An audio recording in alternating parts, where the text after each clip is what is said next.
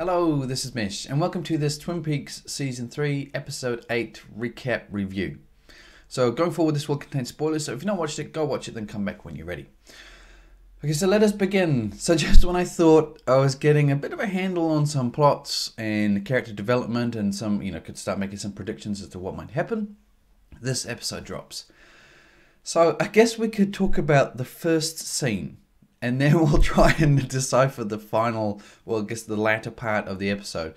If you've watched it, you already know what I'm talking about. It was out of nowhere, out of the blue. It was pretty crazy. Okay, so the first scene. So we see the doppelganger Coop in the car with Ray. So they're leaving the prison. They're having a discussion. Ray's saying he has the information, that he remembers it in his head, and that he wants to sell it. He's not going to give it to him. He's not going to give it to the doppelganger. He wants to sell the information, which is probably not such a good idea, considering that the doppelganger is so dangerous. And the thing is as well, remember the doppelganger knows about I guess you could say, the bounty that Ray and Daria. So Daria's mentioned as well. Doppelganger says that she's still alive, but obviously he killed her a few episodes ago.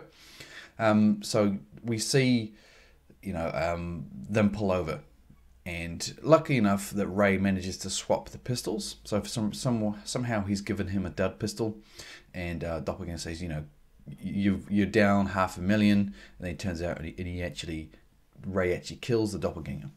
Well, what you think? I mean, he seems to be dead at that point, but as you know, things aren't always as they seem in the show. So at that point, we see, I want to say, They all look like they're homeless people. So we've seen them before. Those strange characters which don't really seem to do much, but now they are doing something. So they are almost like spirits. They look quite homeless.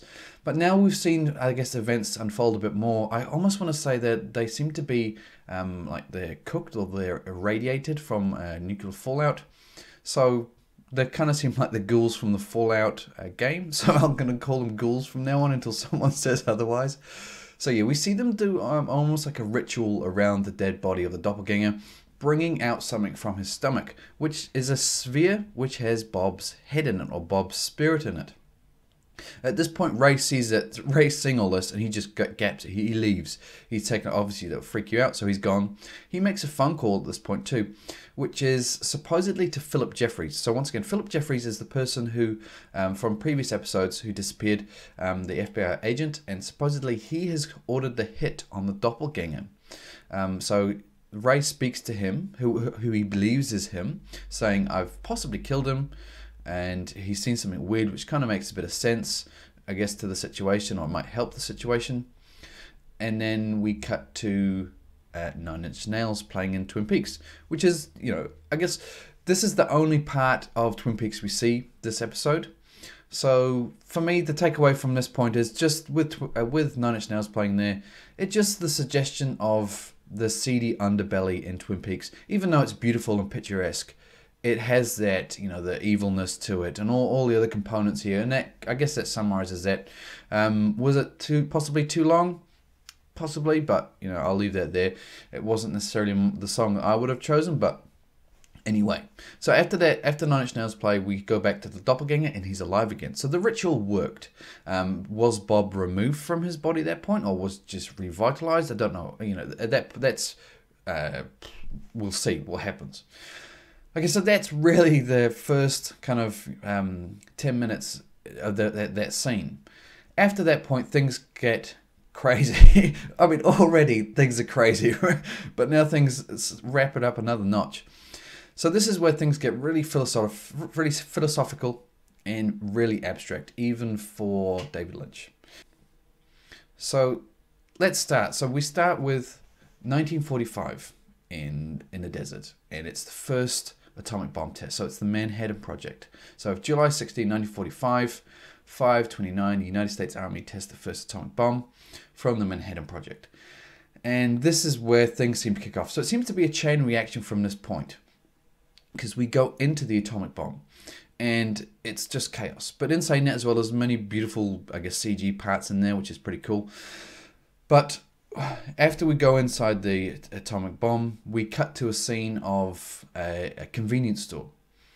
And at this point, this convenience store looks quite normal, but we see the same static noise that we've heard often throughout the season comes back. And it seems to be that this is a reaction to the atomic bomb, that this convenience store seems to spew out the ghouls, or the radiated folk, the radiated homeless people that we've seen every now and again. So this seems to be the scene where they are created. So that you see them kind of skip around because they move so strangely.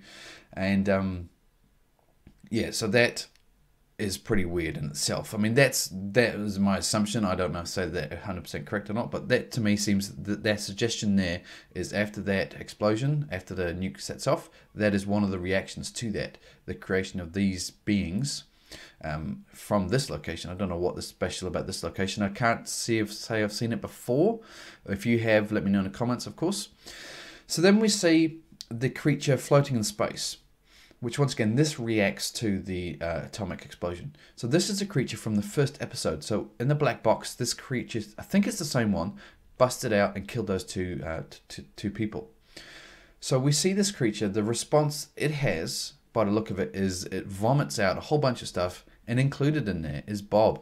So then we go back inside the nuclear explosion, and we get taken to the place where the giant is.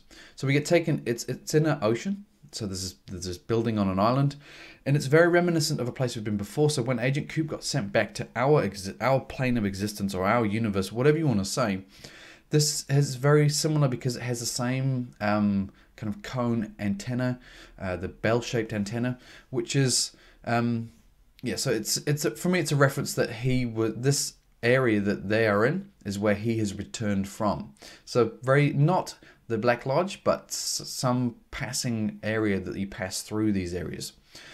So we see that the giant turn off the beeping signal, and they go to investigate, and they see in the film area.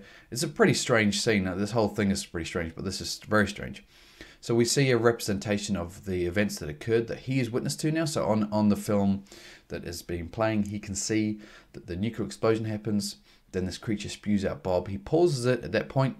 So his response to that seems to be to create a sphere of his own, which seems to be Laura Palmer. So he creates a sphere out of his brain or out of his head, and it floats down to the lady that's with him there. So she is Senorita Dido. So she grabs the sphere, and for me, her reaction to it, so she kisses it in a way that I guess seems quite motherly, or a lot of love for this person. So the suggestion there is that is it a daughter or an offspring, some type, something there which is very special. So we see they send the sphere down to Earth. It ends up in North America, funny enough. Then we cut to a scene of an egg hatching. Now, for this egg, I have two thoughts. It's either when the creature spewed out Bob, we saw a lot of things in that spew that also could be classified as eggs. So was that one of the things that spewed out? That's a possibility. But on the other side as well, we've just cut from a scene of this sphere going down to Earth, then we cut to an egg. So is this something to do with Laura Palmer? It seems a bit gross and a bit evil to be suggested that it's on the good side of things, but it could be. I mean, this is David Lynch, right? It's just quite vague.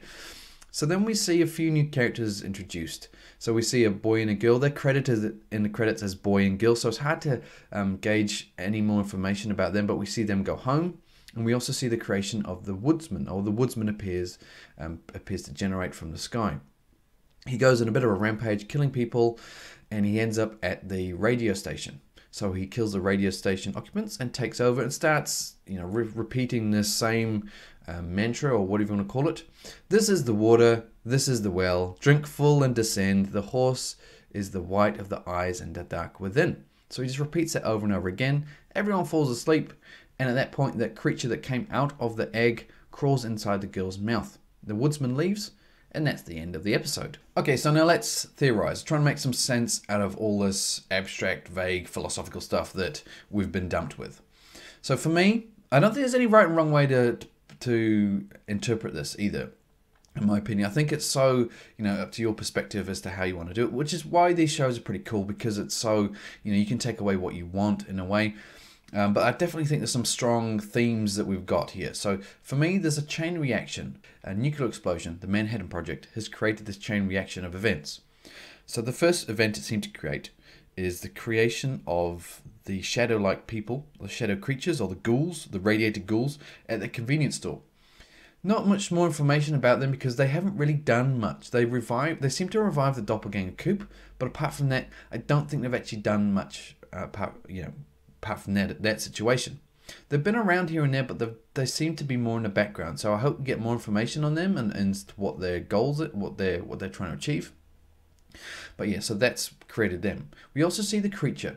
So the creature from the first episode, which killed those two people. So from the black box, if you remember that, we see that's floating in space. So its reaction from that event is to spew out a whole bunch of stuff and create Bob. So that's another event which has occurred from this Manhattan Project.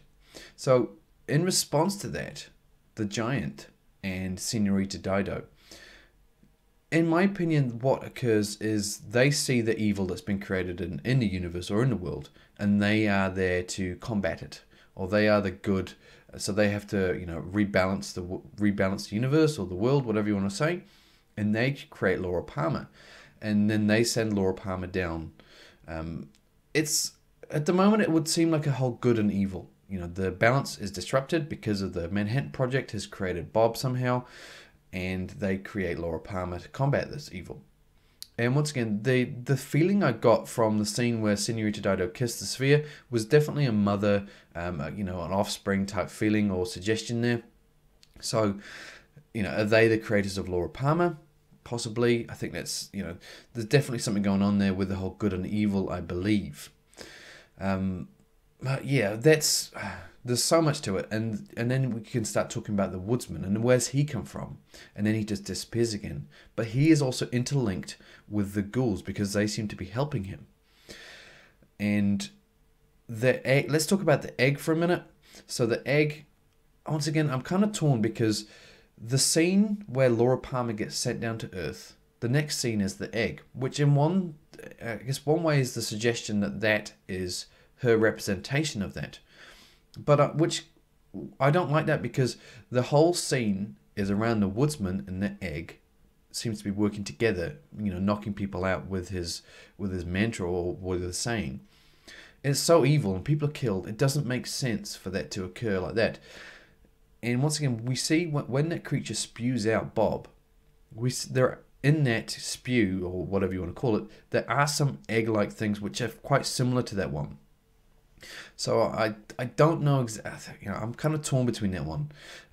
It makes more sense for it to be evil because of the events that occur.